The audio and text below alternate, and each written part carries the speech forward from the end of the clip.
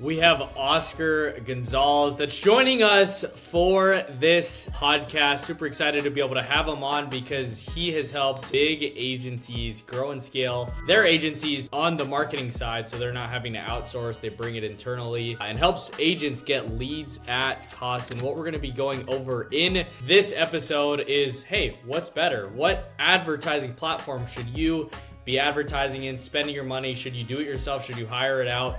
We're going to be talking about all of these on the marketing side and really what it takes for agents to see success as a life insurance agent. So Oscar, welcome back. Awesome. What are we at? Round 2 or round 3 at this point?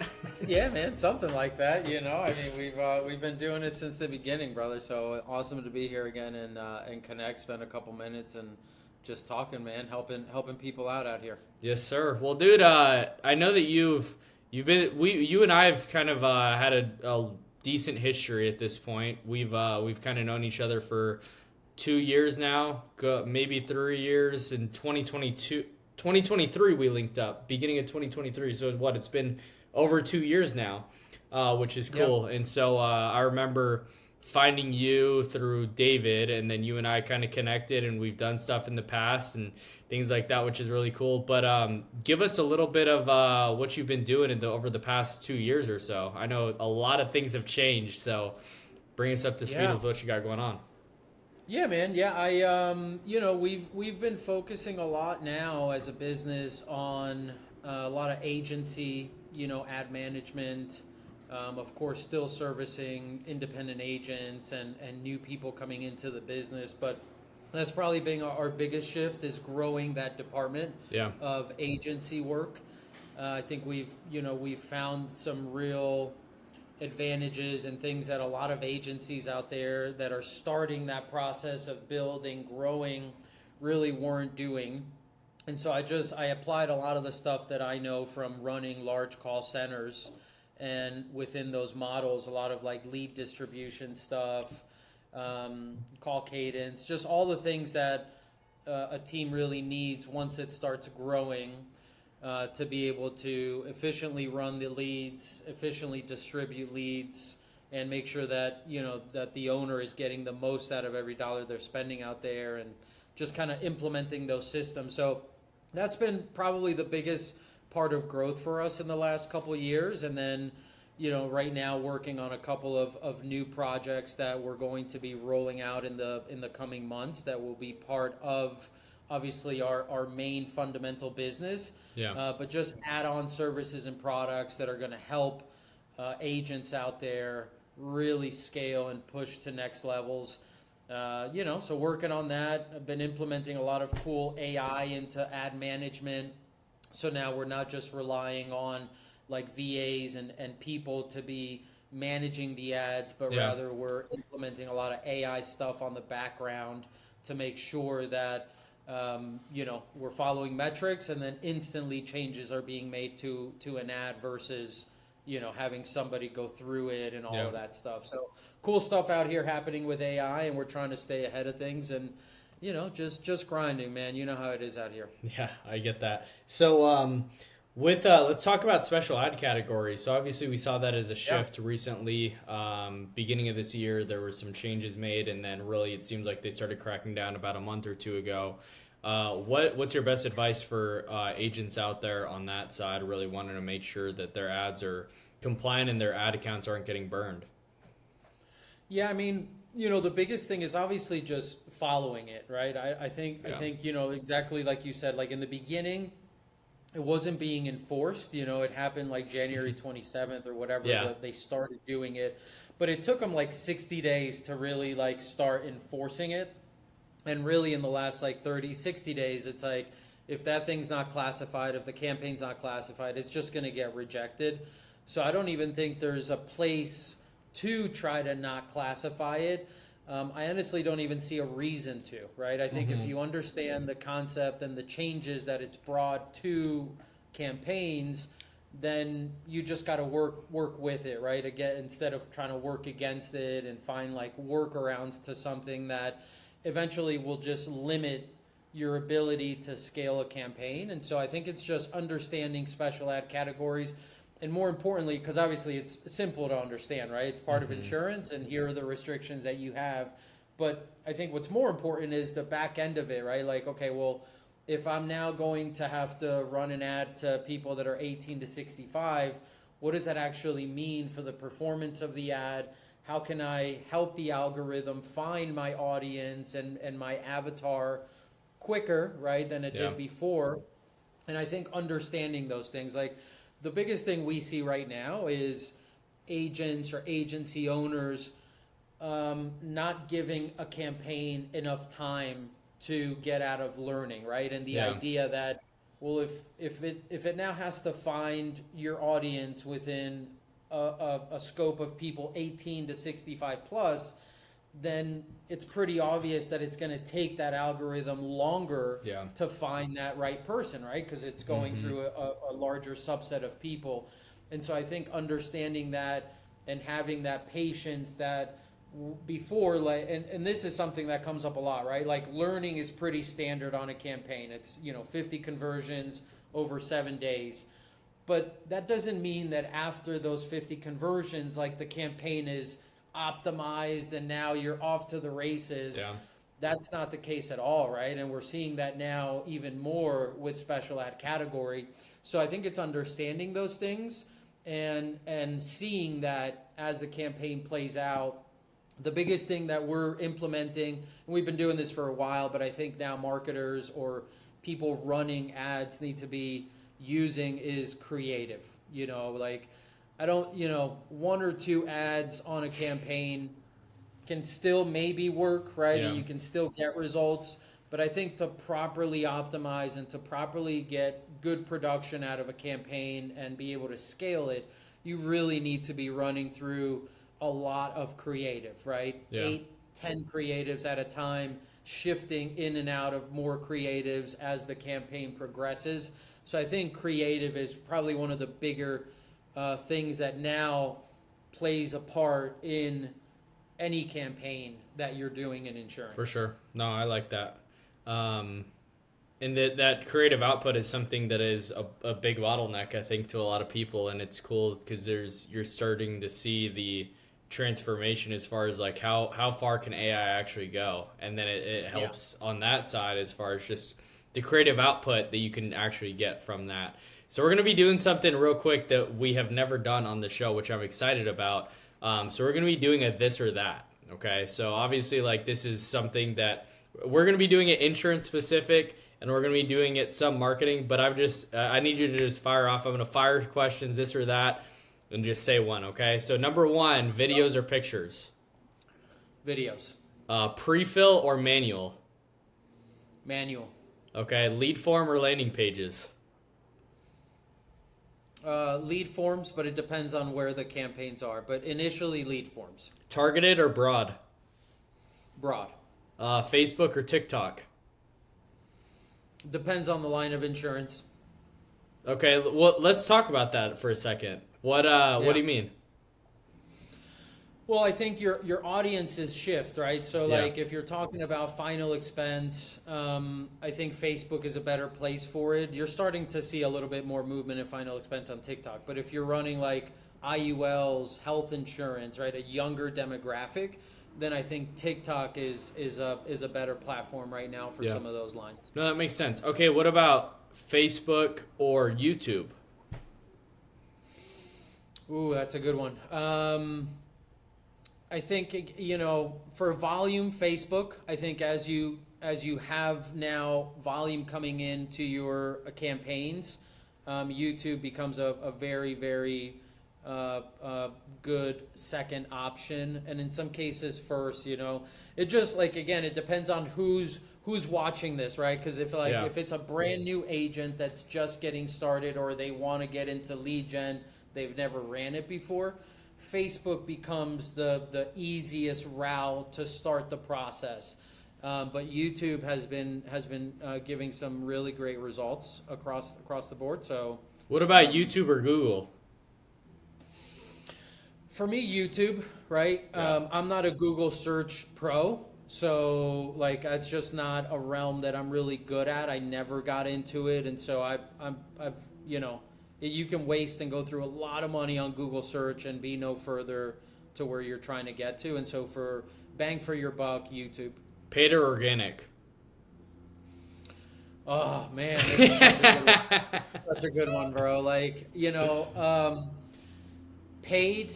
I think you need both, right? I don't. Yeah. I think that right now, not doing both is serving an injustice to your business. Yeah. 90% of my business is organic, right? Yeah. I run 10-20% of our business comes from ads. It's very, very little. I probably should be doing more. But I think you got to do both, right? I think paid is what gets you money right now, right? Paid ads is going to get you opportunity, get you money, get money in the bank to start producing. Organic, however, is ultimately what you want to have a part of your business coming from. For so sure. Both. So we're not done, but let's talk about that a little bit. So the paid versus organic, I've seen that for sure on my side, like at least for agent facing. That's like, I really, like right now we're pretty much all organic. There's maybe an ad here or there, but we didn't run ads for like 6 months just because it was purely organic.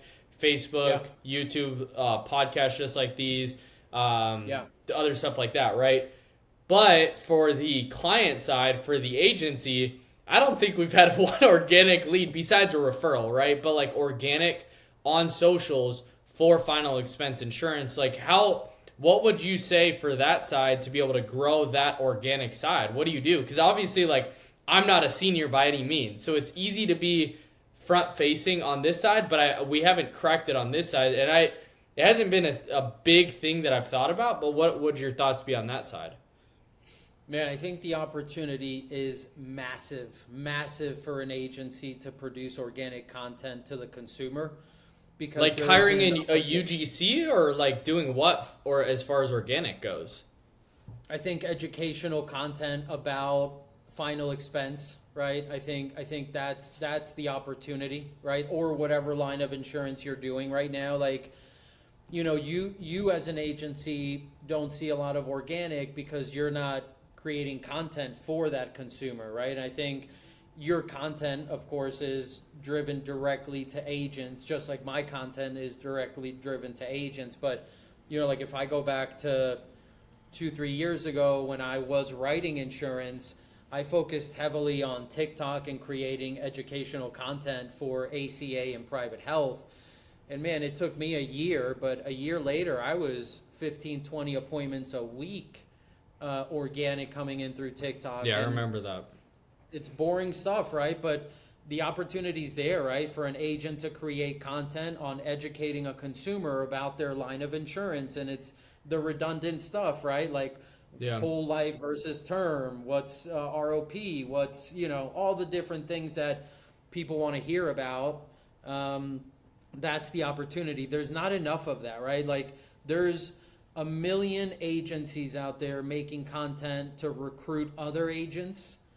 There's not as much making content to the actual consumer. And the way I look at it, it's like if an agency owner can focus on growing a consumer-driven content line, then as that grows, you're going to have people wanting to work for you because you have organic people coming to you looking for insurance. Yeah. Right? And so I think that piece is bigger. The opportunity is bigger there. And you see people out there that are big consumer-driven agents or agencies, right? Like, a guy like Perry Lunsford, right? Like, man, the guy has built an empire on consumer-driven content, right? Just providing the same educational type of content to the consumer. And by doing that, he has thousands and thousands of people looking for him for insurance. And then he provides those leads to his agents, right? So you never see somebody like that running a recruiting ad, right? You only see him focus on people that need health insurance, sure. Right? And so I think that's the opportunity. That's huge, yeah. Yeah, consumer-driven content. Dude, that's interesting. Because do you think you, like, if I were to start making content for seniors, because that's our market, do you think me being young would affect it, or do you think it wouldn't affect it that much? No. Not at all. Not at all. I think at this point you have a presence, right? Like you know how to deliver content, you know what works and what doesn't. Yeah. And it's applying the same exact things that are working for you to an agent and just changing the message and directing it to the older, to the consumer that you guys are looking for. I'm telling you, man, the opportunity is massive. Every single agent that I have as a client or agency owner, I'm like, man, start making content, right? Start making content, start speaking to these people, because like we look at this thing like what happens in the next 3 to 5 years, right? Well, in insurance, you're going to have, just like in any industry, more AI, more people coming into the business, more competition, and everybody's chasing the same person through an ad, right? Like I run an ad for a client, right? You're running an ad for your agents. We're all going after the same exact person with a very generic type of ad, right? Because it's a paid ad. So Yeah. over the long haul, like how do you get out of that rat race, right? And this obviously affects my business because I do paid ads, but it's so important for agency owners and for businesses to understand this concept that as time goes by, the sea of general like ads grows, right? And the more AI gets implemented, like the harder it's going to be for you to get that person on the phone, for you to set yourself apart from every other ad that's out there. Even if you use videos, even if it doesn't matter, right? The one true piece that can set you above anybody else is your own content speaking to that consumer, where people go, man, I've seen this guy Johnny explain life insurance to me for the last month. There's nobody else that I want to do business with, right? And that's what that does, right? Creating that content, creating that line. And so I think it's a huge opportunity that 90% of agencies are missing out on right now. Yeah, because the instant thing I think about when somebody says, right, hey, go create content, is agent facing. Like that's instantly, like that's really the only thing I think about. But it's not even something that I've thought about that, but not like actually building a brand, which I'm gonna make my first video after this call. All right, let's keep going. All right, so we got out of that a little bit. AI setter versus a good sounding VA. Woo, right now, still I think of VA, but AI is coming, man. It's coming. Okay. It's coming quickly. Marketing or sales? Sales. Sales. Okay. All right. I was not expecting that. Volume or quality? Volume or quality? Volume. Volume because sales, right? Like marketing is great, man, but if your ability to take an opportunity and turn it into money is lacking, it doesn't matter how great your marketing is, you can't close a door, right? So like your ability to be a better salesperson trumps the type of marketing, right? Because a good salesperson can close a low quality lead or a high quality lead. Yeah. A not so great salesperson can't close anything, right? And so it's clear sales. For sure. Okay. Do it yourself marketing or outsource it? Outsource it. Okay. Final expense or mortgage protection?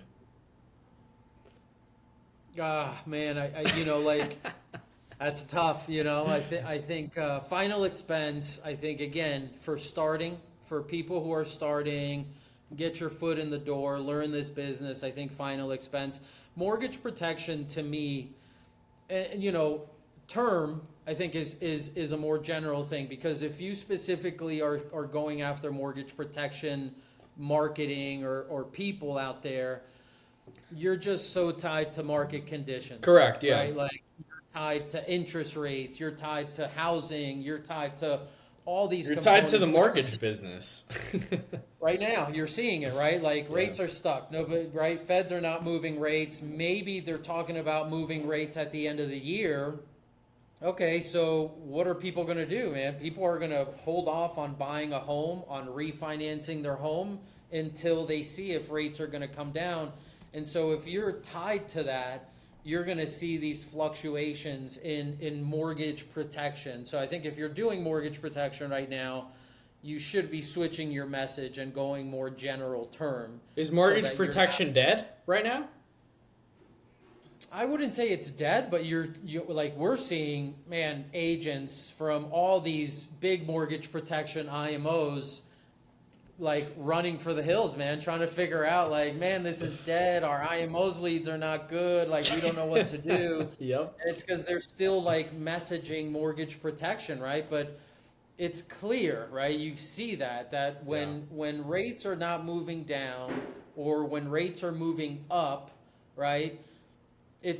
Mortgage protection messaging is not ideal, right? Sure. In the booms, and you're gonna see, I'm telling you, man, watch this, and we'll go back to this at the end of the year, maybe sooner.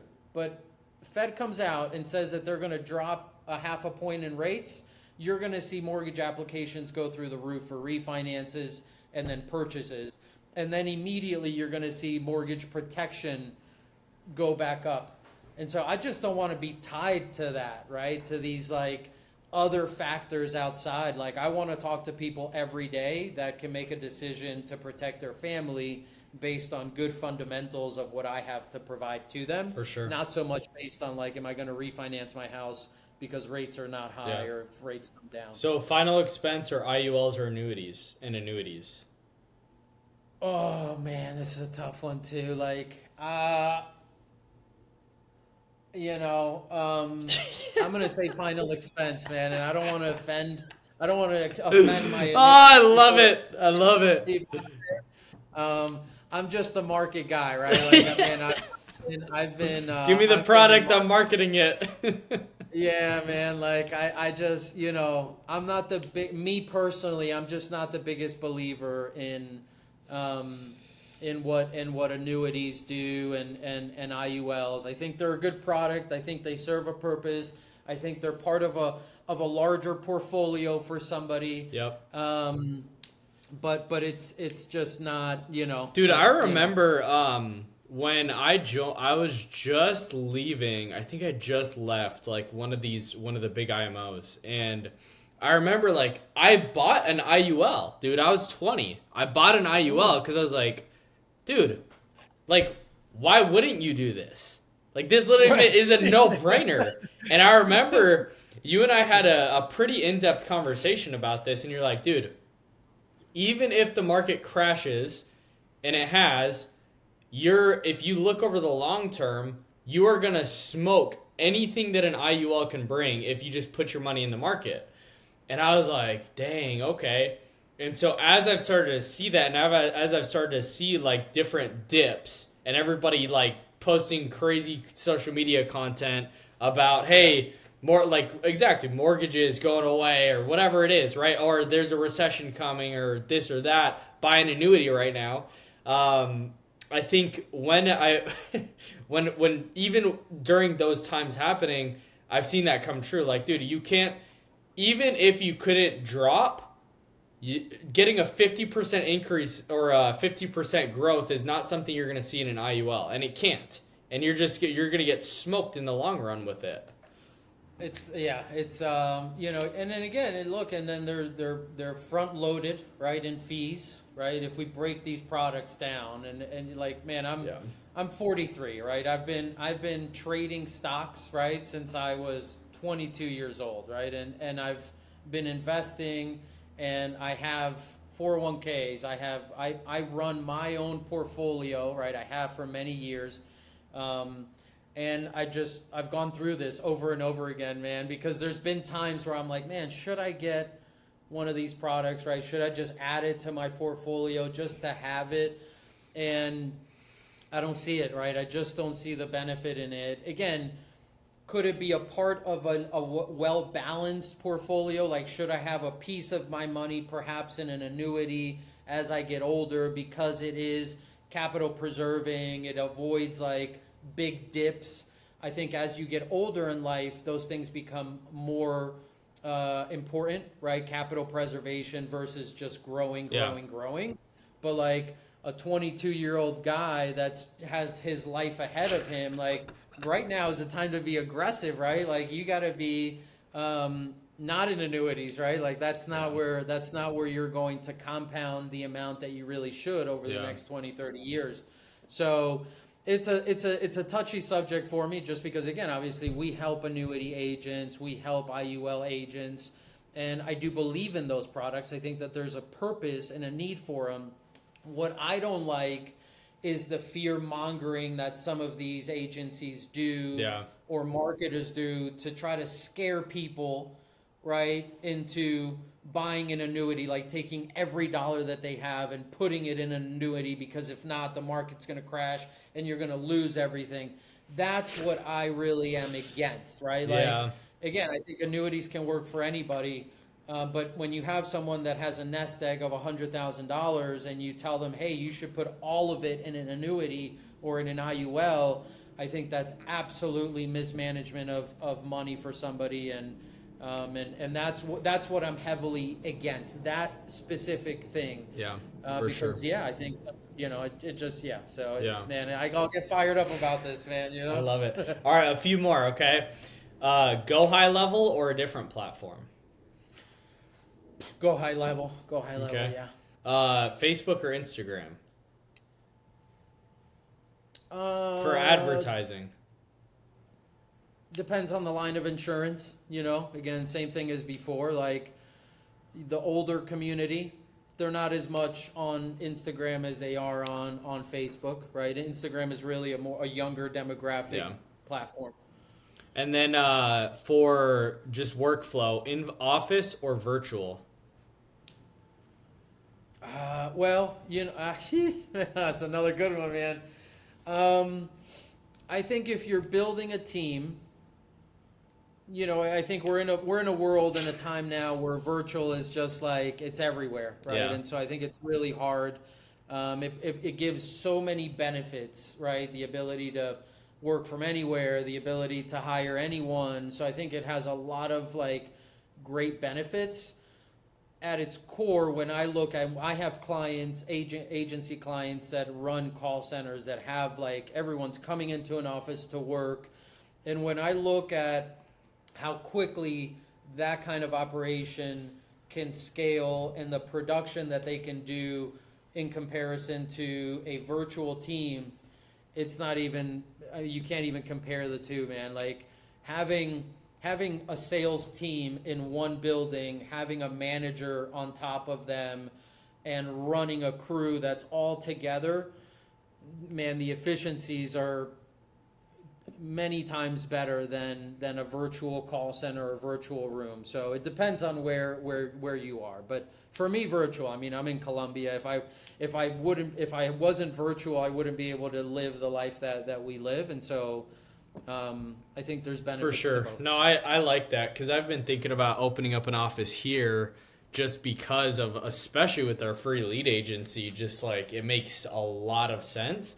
And like that, like what I've seen is like we had a big spike in production last week, and it's because like our top guys have just been like rallying around each other, and that culture of just dialing together, motivating each other, hyping each other up. I can't imagine what that would be in person, right? Like being able to do that. Nothing like it. That would There's be nothing like it, man. To have an office where you have and I say it because I've ran it, right? I've ran massive call centers, and there is no better feeling than a bunch of people that are in a room with the same mentality, with the same motivation. Dude, it's crazy, like hearing each other, like write deals. It's incredible, right? And then again, the ability that you have of being there as a manager to train those people efficiently. I mean, you're seeing that now. Like you're kind of seeing some of these IMOs that are running these like on-site trainings or like training weeks, right? Where everyone flies into an office or flies into somewhere and everyone's in one room. You got trainers all over the place. And you see that in that time, those people that are in there, right, those salespeople, they write more business than they ever did working at home on their own, right? Because not everybody is as motivated when they're at home alone as they can be when they go into an office. So certainly an in-office setting. And for free leads, dude, man, you start an office. Where are you in Zona? Are you in Arizona? Yep. Oh man, you start an office in Arizona. you get a good team of people out there, brother, you're gonna catapult sales much faster. Yeah, I just hit our team up. I'm like, dude, we've hosted 2 events so far, and I'm like, dude, we got to have one more, or we got to have another one quick, especially to get everybody in the room together, which is good. All right, let's see. Virtual sales, telesales, or face-to-face? Oh, virtual telesales, man. People still doing that, man? People still knocking on doors out there in the world, man? Yeah. Yeah, I've never been a door-to-door guy. I've always been a phone guy, so phone sales for sure. Good stuff. Well, dude, it was a pleasure having you on. I'm glad that we're able to kind of chat through this and kind of do this for the first time. And experiment a little bit on exactly what this or that. I liked it. You played along really well, and I thought you brought a lot of insight and value, which I appreciate. So where can people reach out, follow you, reach out to your team on that side if they want somebody to help them out with that stuff? Absolutely, man. Scale my social on any social platform we're on. Reach out to us. We're always out there. I'm always posting content, helping people out. So if anybody needs anything, reach out to me. Let's rock and roll. Oscar, pleasure having you on, brother. We'll talk soon. Cool, man. Appreciate it. If you guys love this, subscribe to the channel right now. Share this with a friend if you found it valuable. And if you guys are like one of those IUL or annuity agents, no, I'm just kidding. But post in the comments down below. And we'll see you guys in the next one. Peace.